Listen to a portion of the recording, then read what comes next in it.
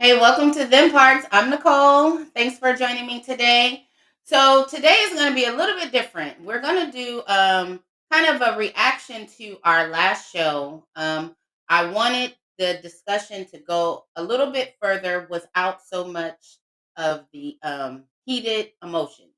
Even from me in that last video, I was a little heated as well, just trying to get my point across. My issue was that you said you had no hand in it. That is the lack of accountability. That's what I said. Hey. Hey, Gina. So, I asked you to do this interview with me because I think we could have used you in the last show to be the voice of reason, what I call you, and of course, No Face calls you the Oracle because you are able to see both sides and kind of break it down in an understandable way. And somehow, some way, you're able to leave your emotions out of it. So you don't get all heated and loud and all that. First of all, I don't think there's anything wrong with, the debate and the passion that you guys both had in the conversation. Like I think it made a lot of sense. I mean, and it's what happens in the real world when we're, having conversations that we care so deeply about. But I think one of the things when you and I talk, Nicole, offline is I heard you say the word accountability several times. And I resonate with that, right? Whether it's, I mean, I think we all have seen the viral clip of the girl in the on the track, who hit the girl allegedly accidentally, and there's so much conversation about that. But I think at the end of the day, a lot of it came down to accountability, like whether this was intentional or not, be accountable for the action that caused someone else pain, right?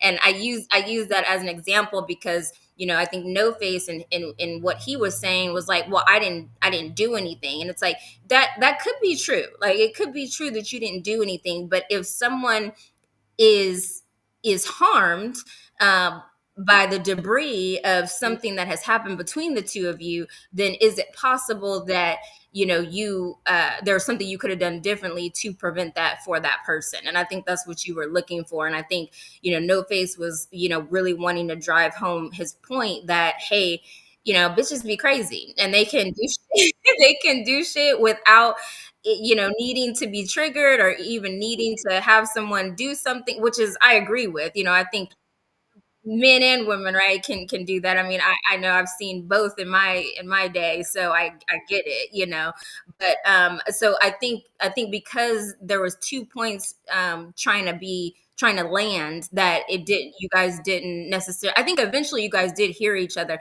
but I think it was a little bit of tension in you guys trying to get there because you guys are both so passionate about what you were saying.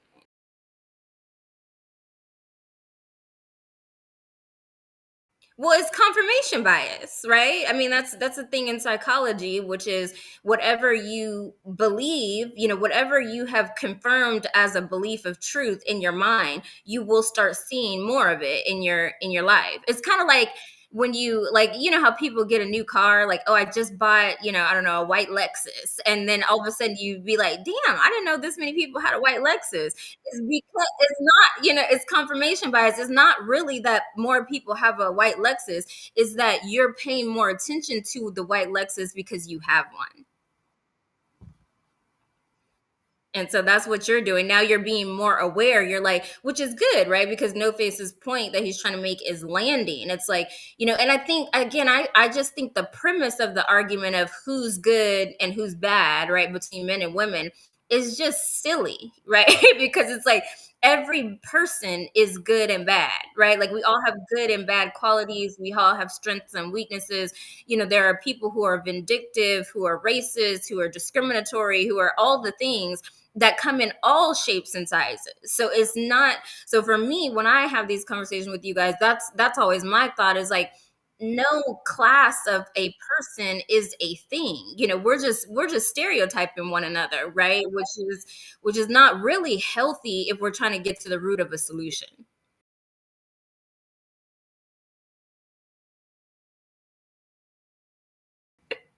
That's funny. That's interesting because that's, I mean, that's a real, I mean, I don't know what psychology would call that, but that's a real like emotion, right?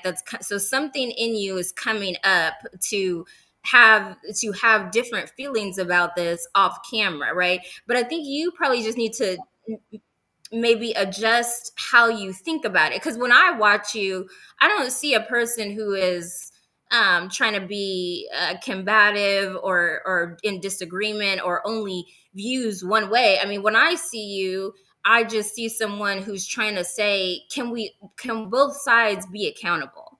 And when I hear no face, I just hear him trying to say, but can you guys acknowledge the pain that men go through because of women being abusive? You know what I mean? And so it's like, yeah, both of you, yes, yes, both things are true. That's the thing. The dichotomy here is like both things can be true at the same time. Neither thing is mutually exclusive.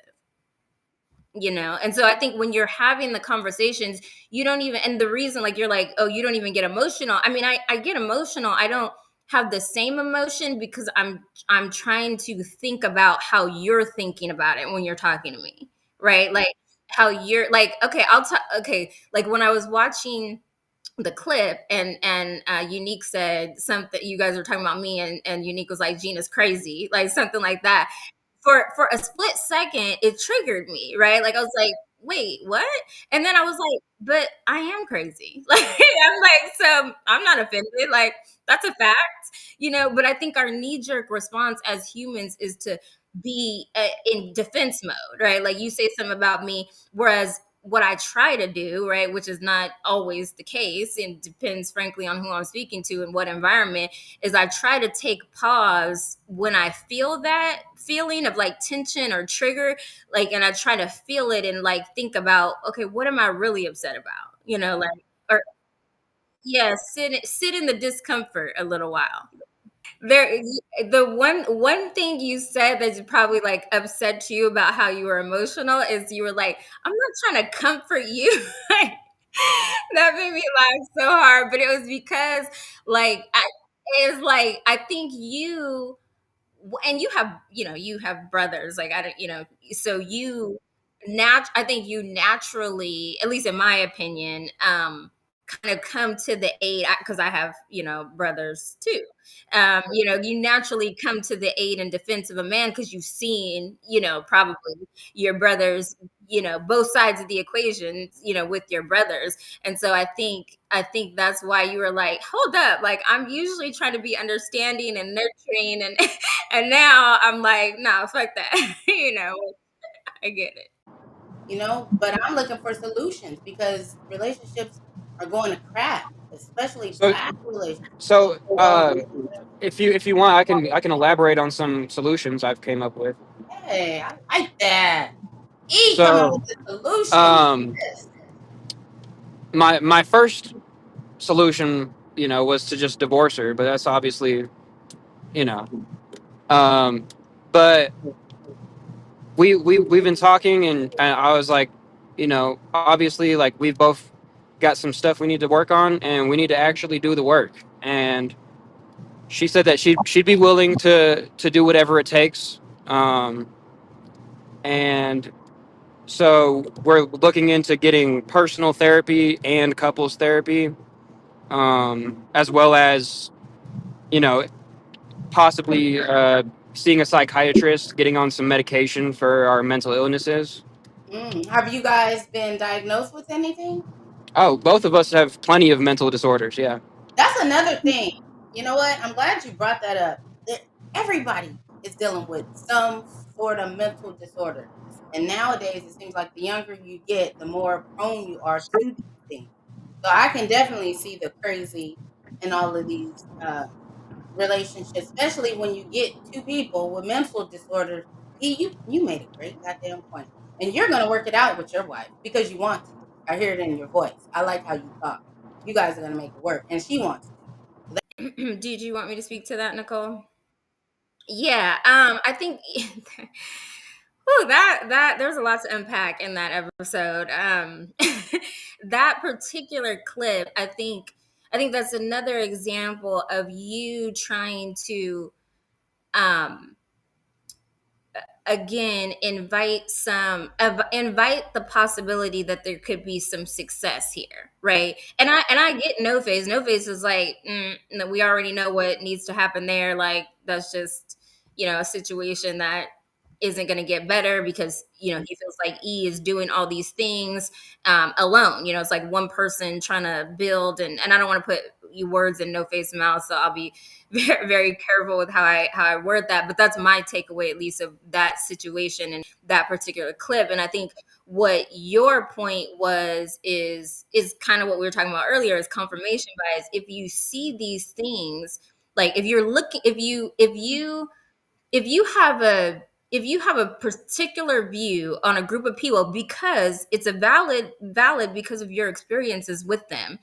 you will see more of that in them, because that's all. It's just like you saying, hey, when I get offline now, I'm no phase because I'm like, these bitches is crazy, right? Because not because necessarily every bitch is crazy, maybe not, right? But because you're looking for these things, right? And that's just, I mean, I think no face's response of like, no, I can't speak for him. Again, I don't want to put words in his mouth, but I think he's just trying to drive home the point that I see a situation that is more than likely going to go this way, that I would hope it's not, but I just see E doing all the things and this other person not doing, enough of the things. And so, and again, because of his experience back that up, that's what he's going to see. And I think your point is just like, but could you be open to the possibility that something else could happen? Right? Like, could you be open to that? And then I think, and his opinion is what his opinion is. But I don't think either one of you are wrong in that. I don't think he's wrong in seeing, hey, this is, my words, not his, going downhill fast. And and you're like, well, hey, there's love here, they care, they could make it work, you know what I mean? And who knows, really? None of us are God and can determine that. They have to put the work in and make that decision themselves.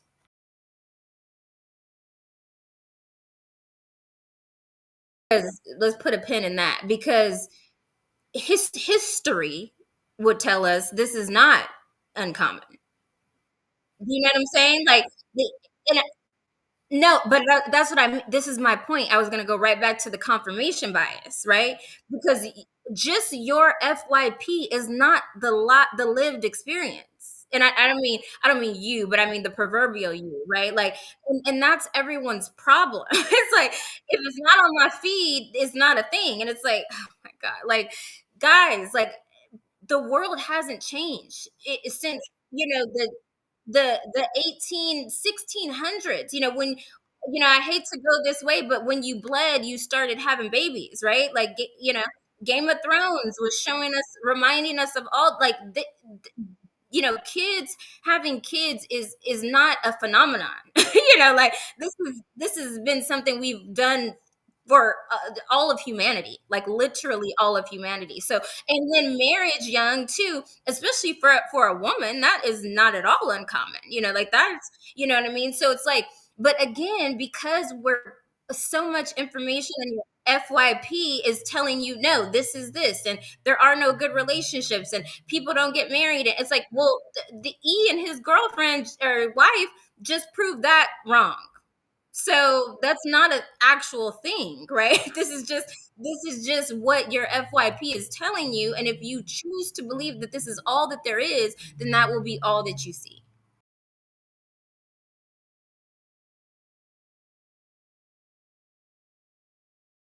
How do you know? We haven't looked up the statistics or the number. We haven't looked at a census and said what it, because you have a bunch of, kids in your family, or teenagers, young adults in your family that have kids.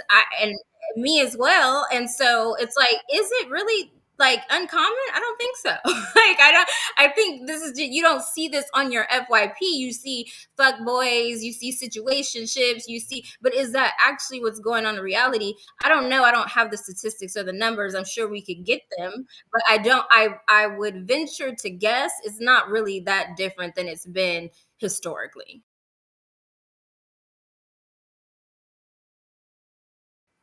Well, that's it. That's an interesting question, right? I mean, like, and it also depends on what people you're talking about. Egyptians, if you look at the Egyptian history and just their technology, they are like, they're almost, I look at them as like aliens, like in the best way possible, because, and we're descendants of them, right? Like, and I say that because they were so far advanced, in technology. And I mean, there are people who go travel to Egypt now, and these phenomenal things happen inside the pyramids. You know what I mean? Like cleansing your spirit, and there's some sort of pyramid. A friend of mine, he went to one of the Egyptian pyramids, and they have like a mini pyramid, and they drop like a rusted and dull knife in the pyramid, and then pulled it out, and it was like resharpened, just because of whatever was in this particular pyramid. I don't know all the details, but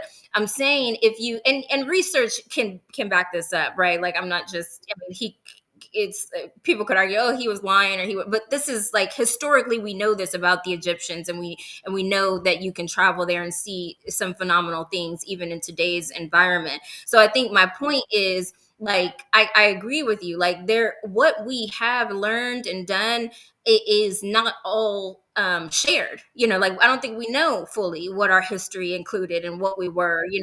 And my belief around that is probably far more abstract than I'll share today. But I think our capability is far more vast than we allow it to be. But I think we've allowed technology, in the worst way, impact us, in a way that it wasn't designed to. In the sense of, like, technology is great, don't get me wrong, but in the sense of kind of dumbing us down. You go to the cashier, they can't even count anymore. Like, people, just simple things that we've kind of let technology take over, and it shouldn't. Why people don't care that your jobs are getting taken away by technology, because you can't service people anyway. You know what I mean? Like, it's not surprising, and that's unfortunate that that is the experience that you get. But this is what I mean when I say it's not on your FYP, because there are people I've been interviewing recently at my job, and there's a lot of people, like, it's very specific of the demographic they're trying to capture, right? To keep dumb. And those people are allowing themselves to be put in that position to be so. Whereas, and I say that because the demographic of people that I'm interviewing are different. They're different kind of people. They have different kind of backgrounds, and they're eager to think. Not just learn. Learning, you want to learn too, but they're either eager to think, grow their minds, learn. And if you don't stay hungry for the ability to think and learn, no matter what age you're at, you're gonna become extinct. Essentially, that's what happened to the dinosaurs. Like, they don't exist for a reason, and their brains were very, very small.